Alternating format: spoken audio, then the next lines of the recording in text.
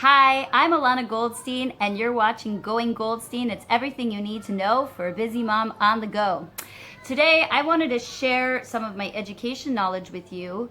I have a lot of parents ask me, what's the best way to teach my kids, or how do I grab their attention? My kids, I can't get them to read, I can't get them to write, I can't get them to do math. What's the best way to grab my kids and keep their attention? I get asked this question a lot. As I've explained on my channel previously, I'm an educator. I have a master's degree in education, and I have a specialty in early childhood education, but I have taught all ages. I also have a specialty in acquiring English as a second language or as a foreign language, because I do teach English in Israel here to Hebrew speakers usually. And I think we have to start with a basic knowledge of education and what it means, and a view on education. So the first thing that's important to realize is that learning has to be meaningful for kids. So a lot of times we'll extrapolate things out, or we'll talk about things in an expository way. So you'll try to have your kids memorize countries and memorize capitals, or memorize their times tables. 2 times 2 is 4 and 2 times 3 is 6.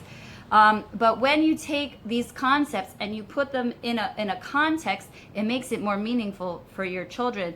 So for example, if you have young children at home, a lot of times what I do in my classroom during our circle time in the morning, or our morning meeting time, we always talk about how many kids are in our class usually. So let's say it's 16, and then we talk about how many of their friends are missing today because they're sick or they're on vacation. Let's say we have 2 friends missing, then that means that we only have 14 kids in our class today. And that's a basic math concept, that you have 16, you take away 2, and you have 14. But again, it's in a context. It's interesting for them. They want to know where their friends are. They want to know who's in class that day. So it kind of gives them a context of their day. Another example is that here, while we've been home, my husband really wants my kids to learn about geography and countries, and so he made a list of all the countries and all the capitals, and he's trying to get them to memorize it. But again, as an educator, I know that that's not interesting for them, or that's not meaningful for them. So what we did instead is I opened up the atlas, and we talked about our family who lives in different parts of the world. So my husband's from Venezuela, so we opened up the atlas and we looked at on the map, where was Venezuela? Who in our family lives in Venezuela? And then we opened up the map and we looked at the United States, because I'm from the United States, and we looked at New Jersey, and we looked at New York, because that's where my family's from, and we talked about how, you know, grandma and grandpa live in North Carolina, and like, so it gave it a context, and it made the learning meaningful for them. So now when they look at a map, now they know where New Jersey is, and now they know where Venezuela is, and not because they had a list and they memorized it, but because it had a context for the learning. So I think that that's very important, is that learning needs to be meaningful for your kids. And if learning isn't meaningful, then what are you doing? Then what's the point? It needs to have a meaning for the kids. The second point is that learning needs to be fun. And I know that, you know, this seems really basic, but actually it's the hardest thing to do, because a lot of times, you know, when you're trying to read, or you're trying to teach them these basic skills that they need to know, it becomes a chore and it becomes a task, and the kids feel frustrated. And how do you make it fun for them? So you just have to think about how kids have fun during their free play time, and you try to bring lots of games and interactive activities. And you know, we always have more fun when we can interact with something, when it's interactive. It's never fun when somebody speaks at you, you know, and they don't hear your opinion, or they don't want to hear your input. So you need to be able to make it fun for the kids, fun for your kids, fun for kids that you're teaching, fun for kids that you're trying to reach. So again, if my kids personally are really into games, we're a gaming family, we love games. We love Dungeons and Dragons. My kids love video games. Unfortunately, I'm not a programmer or anything like that. So if I could, I would love to make like a video game to help them learn, but I can't do that. So instead, I use board games, and I use Dungeons and Dragons, and I use other gaming techniques to make learning fun for them. And maybe in your family you like sports. So you can talk about,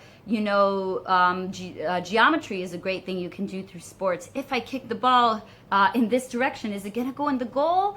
What direction can I kick it in? What angle can I kick it at that'll make it go in the goal better? And that will help your kids have a sense of spatial learning.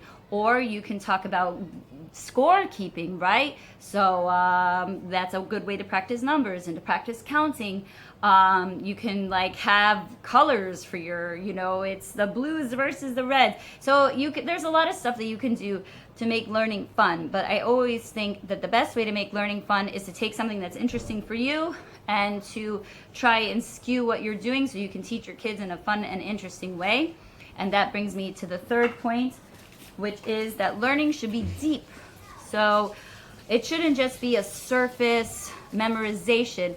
Learning should be deep, that goes across multiple topics. And so when you're learning, it should cross into science, it should cross into language, it should cross into reading, it should cross into math. And this is why I really like projects and project-based learning, because it really gets deep and it tackles multiple topics, multiple subjects, and it embraces multiple subjects.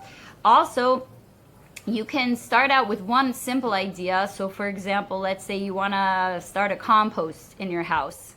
And you can start with compost and starting a compost in your house.